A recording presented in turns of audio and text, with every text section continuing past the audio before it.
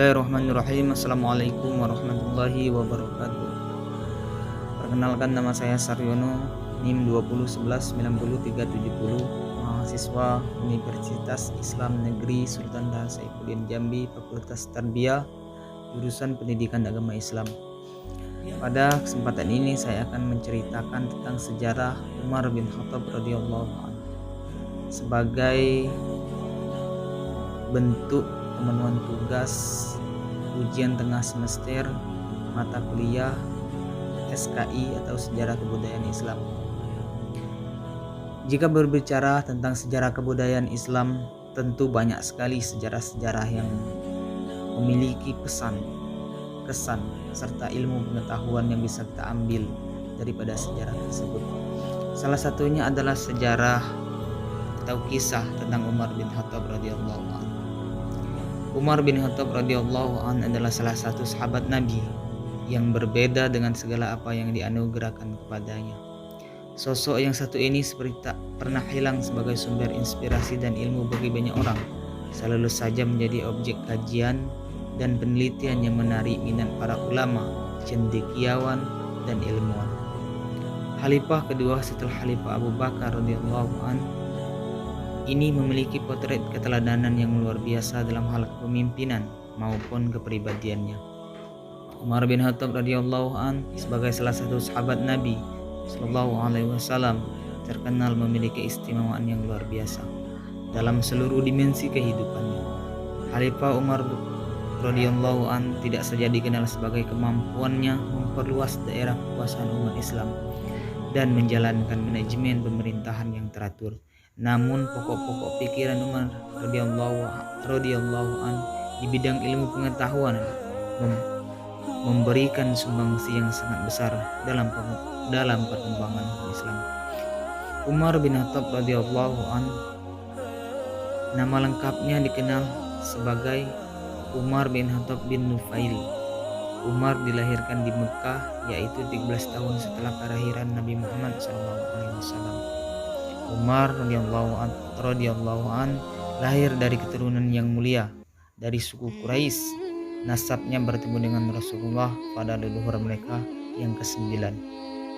Sejarah mencatat bahwa Nabi Muhammad SAW bersama umat Islam selama 23 tahun telah berhasil meletakkan dasar-dasar Islam yang sangat kokoh, dan lebih dari itu membangun fondasi peradaban Islam yang berpusat di Madinah Al-Munawwarah.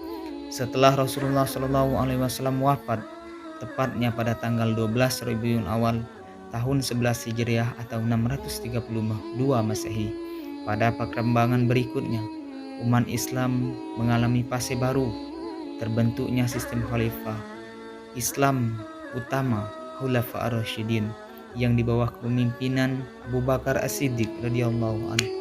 Setelahnya Umar bin Khattab radhiyallahu anhu. Selanjutnya Utsman bin Affan dan Ali bin Abi Thalib radhiyallahu anhu. Nabi Muhammad SAW tidak meninggalkan wasiat tentang siapa yang akan menggantikan beliau sebagai pemimpin umat Islam setelah beliau wafat. Beliau menyerahkan persoalan tersebut kepada kaum muslimin sendiri untuk menentukannya. Umar bin Khattab radhiyallahu an adalah salah satu sahabat Rasulullah SAW yang terkenal memiliki keistimewaan yang luar biasa dalam seluruh dimensi kehidupannya. Beliau adalah khalifah kedua yang masuk Islam pada tahun ke-6 setelah kenabian ketika berumur 27 tahun. Bukan tidak ada halangan, beliau sebelum memeluk agama Islam bahkan pernah memusuhi, membenci, bahkan ingin membunuh Nabi Muhammad SAW. Namun karena diberikan hidayah oleh Allah Subhanahu wa taala, akhirnya beliau menjadi orang terdepan yang membela agama Islam, yang membela Nabi Muhammad SAW dalam menyebarkan agama Islam. Satu pelajaran yang bisa kita ambil dari cerita ini, yaitu kita tidak boleh menjudge seseorang itu di masa awalnya, sebelum tahu mungkin di masa yang akan datang dia akan begitu mencintai agama Islam. Setelah Umar radhiyallahu an masuk Islam, sebelumnya dakwah Islam yang mulanya dilakukan dengan sembunyi-sembunyi, setelah Umar masuk Islam dakwah dilakukan secara terang-terangan. Setelah Umar radhiyallahu an menjadi salah seorang sahabat Nabi Muhammad SAW yang terdekat, begitu dekatnya dengan Nabi Muhammad SAW sampai Nabi Muhammad SAW berkata, andaikan masih ada Nabi sesudahku, Umarlah orangnya. Dia digelari Nabi Muhammad SAW dengan Al-Faruq, artinya pembeda atau pemisah. Maksudnya Allah telah memisahkan dalam diri Umar antara yang hak dan yang batil. Sejarah mencatat nama Khalifah Umar bin Khattab sebagai pembangun peradaban Islam. Khalifah kedua setelah Abu Bakar As-Siddiq ini adalah pendobrak kekuasaan adidaya Persia dan Romawi yang telah berabad-abad mencerkam dunia. Umar adalah pemimpin yang sangat perhatian dan memiliki tanggung jawab yang luar biasa terhadap rakyatnya. Pernah suatu malam ketika Umar bin Khattab sedang meronda, terdengar tangisan anak dari sebuah rumah kumuh. Dari jendela ia mendengar sang ibu sedang berusaha menenangkan anaknya. Rupanya anaknya menangis karena kelaparan. Sementara sang ibu tidak memiliki apapun untuk dimasak malam itu. Sang ibu pun berusaha menenangkan anaknya dengan berpura-pura merebus sesuatu yang tak lain adalah batu, agar anaknya tenang dan berharap anaknya tertidur karena kelelahan menunggu. Sambil merebus batu dan tanpa mengetahui kehadiran Khalifah Umar radhiyallahu an, sang ibu pun bergumam mengenai betapa enaknya hidup khalifah di negeri ini dibanding hidupnya yang serba susah. Khalifah Umar radhiyallahu an mendengar tidak dapat menahan tangisnya.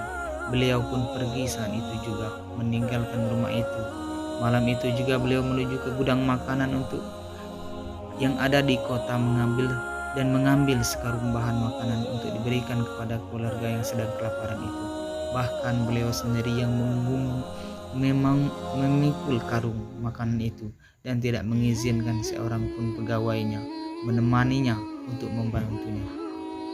Khalifah Umar radhiyallahu an sendiri pula yang memasak makanan itu, kemudian menemani keluarga itu makan dan bahkan masih sempat pula menghibur sang anak hingga tertidur kembali sebelum beliau berpamitan untuk pulang.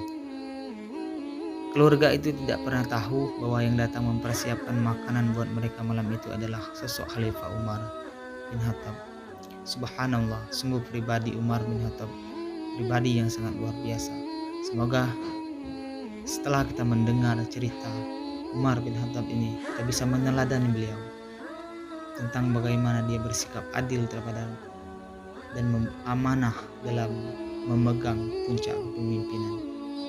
Akhirnya, terima kasih atas segala perhatian dan mohon maaf atas segala kekurangan. Saya akhiri, wabillahi taufiq wal hidayah. Wassalamualaikum warahmatullahi wabarakatuh.